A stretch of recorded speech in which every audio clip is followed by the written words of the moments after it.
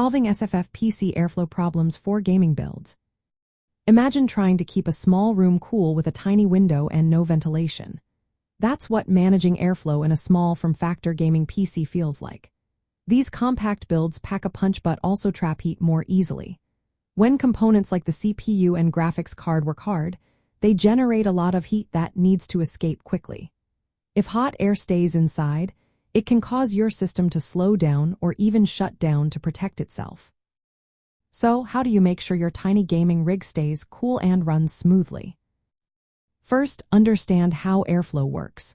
Cool air should come into the case through intake fans, flow over hot parts like the CPU and graphics card, then exit through exhaust fans. The goal is to create a straight, clear path for air to move without turbulence or hot air recirculating. If air short circuits, it means it bypasses the hot components and doesn't cool them properly. That's why fan placement is key. In small cases, you want to use the available fan mounts wisely. Usually, you'll have space for one or two intake fans at the front or bottom, bringing in cool air. Then, place exhaust fans at the rear or top to push out the hot air. This setup creates a positive air pressure inside the case, which helps keep dust out and maintains good airflow. Just be sure not to have fans blowing directly against each other, as that can cause turbulence and reduce efficiency. Choosing the right fans is also important. Slim, high static pressure fans are best for tight spaces because they push air through restricted areas like heatsinks and radiators. These fans are usually 25 to 30 millimeters thick, and they cost around $20 to $30 each. They run quietly and improve cooling without adding noise. If you want to go for liquid cooling, it's possible but more complex in small cases.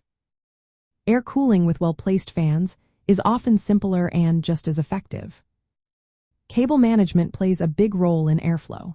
Loose cables block airflow paths and trap heat. Use cable ties and route cables behind the motherboard tray or along the case edges.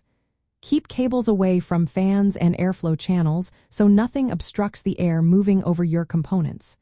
In small cases, every inch counts. Sometimes you can modify your case to improve airflow.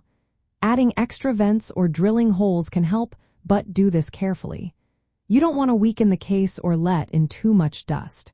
Make sure to use dust filters on intake vents to keep debris out. Monitoring temperatures is a good idea. Use software tools to check CPU and GPU temperatures during gaming. If you see high temperatures, adjust fan speeds or reposition fans. Many motherboards allow you to set fan curves, so fans spin faster when temperatures rise. This way, your system stays cool without making too much noise. Finally, keep your system clean. Dust buildup on fans and filters reduces airflow and cooling.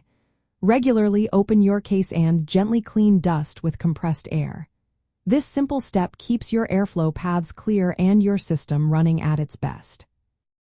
In a well-set-up small gaming PC, you might have an intake fan near the power supply or front panel pulling in fresh air, with exhaust fans at the rear or top pushing out hot air.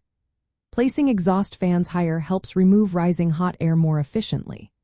Balancing intake and exhaust fans, managing cables, and keeping everything clean will help your small build stay cool even during intense gaming sessions.